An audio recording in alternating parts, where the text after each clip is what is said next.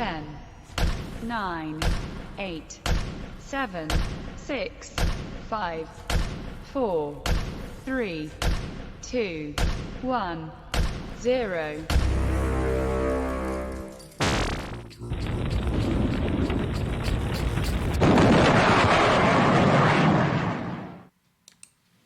Hello, everybody, and thank you for joining me. This is Michael Voss, Dragon of the Southern Tier. Happy to be here with you because I appreciate you. I thank you, each and every one of you. You guys make it all worthwhile, and I want to thank you for that. Been having technical issues today on this Monday. I don't know why. And I was just trying to do this, the podcast on YouTube, and it didn't go through, but we thank you. There it is, the sound. All right. We thank you for being here with us. We appreciate each and every one of you. So I'm redoing this. I tried to put it onto Facebook. It did not go over. It had some technical issues, so it didn't record. But let me talk about it here very quickly. What I wanted to address is Chuck Schumer. Senator Chuck Schumer came into Binghamton, New York today. Now, this is something that's very rare. He almost never shows up unless he has something to announce. He only shows up to make an announcement, and then he leaves immediately afterwards, doesn't take questions, and doesn't really help anyone. It's just a dog and pony show. That's what they call it, to be able to hype himself and what he's accomplished over time. Now, in this... he came into Binghamton today, and his goal was to speak about a very specific issue. He wanted to talk about hemp. And the fact is that in New York State, we now have the ability to bring in hemp, which is, most people would think of marijuana, but it's actually a plant, doesn't have the THC, which is the psychoactive element, and they use it to make clothing and fibrous materials. Anything you can make with cloth, you can make with hemp, essentially. And so it's a big deal. And in fact, Assemblywoman Donna Lupardo has been working on this for years. I've been speaking with her several times, even most recently in 2018, had an interview with her talking about her efforts to bring hemp into the Southern Tier and into New York State as a means to create innovation, a new business, a new industry that could help elevate New York State because we need it badly. And she was able to do this. It's one of the reasons why she's the fourth most powerful person in the New York State Assembly, as it said, and she's done a great job. So she was able to do that.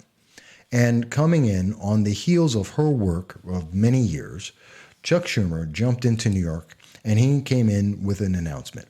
His announcement was that now we are going to see $100 million, maybe $150 million business come into the Southern Tier. It's going to bring in 400 jobs. It's going to bring in other businesses, and everyone is going to be happy. Everyone is going to be better off.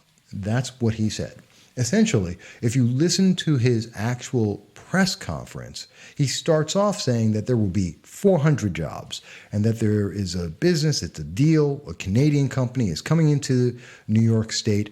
They're going to create 400 jobs. It's going to bring in $150 million. And it's only once he did take questions, which is unusual for him. But once he took the questions, that's when he went back and corrected himself, because it's not a deal for $150 million. It's not 400 jobs. It's not, most importantly, it's not happening tomorrow. What is it really going on? Well, eventually, if the deal is signed, because there is no contract that is signed at this time, he does expect that it's going to sign in the next couple of days, but there is no deal. And if the deal closes, as Chuck Schumer has said, and we find out where it will be, because there is no location for this either, then anywhere between $100 million and $150 million is estimated that will be brought into the Southern Tier of New York. And if that happens, there should be several hundred jobs, potentially up to 400 jobs, that may be created at some point over the next several years. By the way, the investment of $100 million to $150 million will happen somewhere in the next several months, if not the next year. Now, these are big things. They make a big difference because he starts off saying this is all happening. It's done deal. It's going to happen tomorrow. We're going to have jobs, which would significantly boost the employment rate in the southern tier of New York, which is very necessary. We're one of the least successful in employment in New York State, and we've been having a big problem with that. So we do need this. But the fact is, he's promising things that aren't actually happening. And he does it that way, like most politicians, because he knows that when it fails to hit the objectives that he's just said, he can turn around and say, well, I didn't say it was exactly going to happen. I didn't say it was going to exactly happen in that time frame. It's duplicitous. And we shouldn't accept this from any politician. No politician should we accept this from. The fact is that Chuck Schumer knows for a fact that the deal is not done, the location is not done, that there may well not be 400 jobs. And if there even are, it's going to take several years to get that. We don't know if most of those jobs are going to be from Canadians. The company that came in, by the way, is called Canopy Canada. Canopy Hemp. And they're coming in from Canada. So they're going to bring in Canadians. Now, it still can help the southern tier. They'll rent, they'll go out to restaurants, they'll go to bars. Fantastic. Not quite the same thing. But at the end of the day, this business is going to be generating, yes, they may generate $100 million or more on the industry. That money's going to Canada. It's not coming to the United States. It's going to Canada. It's a Canadian company. The money goes back to Canada. It doesn't help New York State and the United States. Some of those businesses, some of those positions are coming from Canada, which is cutting down on the number of jobs here in the southern tier that could possibly go into it. And that makes a big difference because we've heard this before. We hear this a lot. Remember the drone testing site? I know a lot of people may forget about that. That was in 2013 and 2014, and we were promised by Chuck Schumer and Anthony Brindisi and several other politicians, Richard Hanna at the time, promised us we would have 2,000 jobs that would be created and $70 million would be brought into New York State. And this was going to be a win. It was going to revitalize New York State. The reality is that we've spent over $250 million on the drone testing site.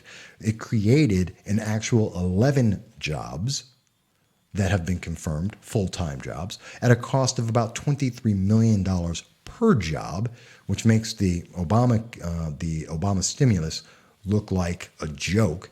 $23 million per job, and has not hit any of the targets that it mentioned. By the way, it's not we were promised that the New York's drone testing center would be the gem of the United States. It would be the center of drones in the nation.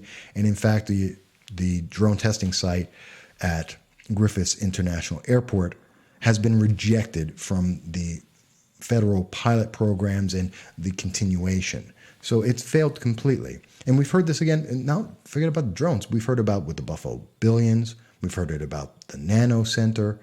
Over and over again, we hear these politicians, in particular Chuck Schumer, dropping in saying, this is some great news. It's ground-shaking news. This is going to be a game changer.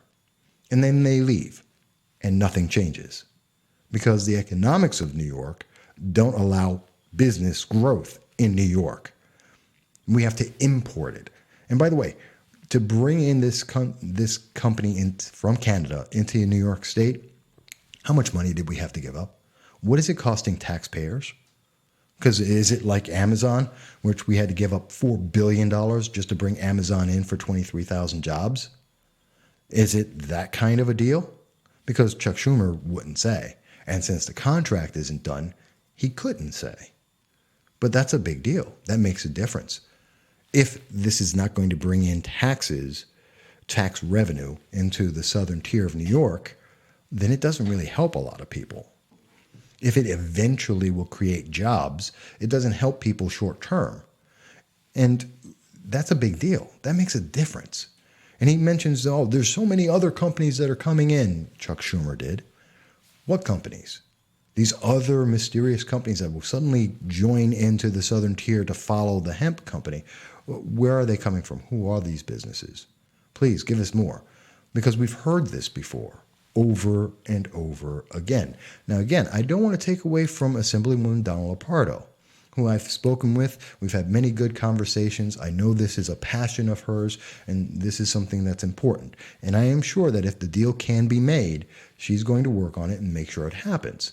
And I salute her on her dedication and her effort. And I'm glad to see that it's coming to fruition. What I'm upset about is when we see these politicians come in and mislead the public on the reality of the time frame, the cost, and the capability of these kind of deals. And the news media should really call them out. And, you can look at my Twitter page, you can look at my Facebook page, you'll see, I mentioned right after the meeting, I mentioned this question, or made this statement that you're going to see headlines, and we are already, saying that, oh, this deal is $150 million. It's not. We don't know how much it is. You're going to see headlines that say that 400 jobs are being created. They're not. They may eventually get there, but that's not a guarantee, and we don't know that. There's a lot of promises that are being made in headlines that people are going to assume is true and get their expectations up, and they're nowhere near true. They're not even close. And it's upsetting that we get to allow such deception from a politician to the people. It should never be allowed. It's good to have good news. It's good to say that things are going to be positive down the road, but don't misrepresent the situation. It doesn't help anyone. It doesn't make things better. It didn't help Utica with the drone testing site, making promises of thousands of jobs and tens of thousands of tax revenue coming into the state that never happened. It didn't help anyone. But, the other thing I want to mention, Chuck Schumer comes into town. How dare he make the statement, as he did in the press conference, that he says, okay, I'm going to take questions, as he should. But he says to the assembled media, I'm not going to take questions on any other subject except the hemp. Well, wait a minute. You are the minority leader in the Senate. The government is shut down, currently at 24 days, the longest shutdown of the government ever. And this is an issue that affects 330 million people. And Senator Schumer, you decide that you can tell the press what they can and cannot ask questions about. You decide what the public can and cannot have a question answered about. How dare you? I'm upset with everybody in the media, and I know many of them who were there, and I understand why, but someone should have asked him, Minority Leader Senator Schumer, please tell us what's going on with the government shutdown. Please tell us why you refuse to provide $5 billion to build a wall when you are actively looking to advocate for somewhere between $1.3 to $32 trillion for objectives on your party, whether that's the New Green Deal under Alexandria Ocasio-Cortez, or the Medicare for All, or forgiving student loans, or making colleges free. There's a bunch of these issues that you're just trying to give out our money, trillions of dollars, and yet you don't want to talk about why you won't give out $5 billion, essentially a rounding error in the accounting for the United States that spends $4 trillion a year. It's ridiculous. This is ridiculous.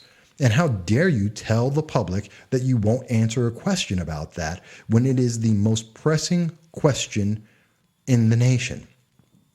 I'm glad that he was in Binghamton. I'm glad he's saying there's eventually, keyword, that eventually good news that's going to come out. And I'm glad that we're all going to hear about that. But quite honestly, it's not the most pressing news that I want to hear from the Senate minority leader. I want to hear about the government shutdown. How dare he deny the press and the public the ability to speak about that. That's not right.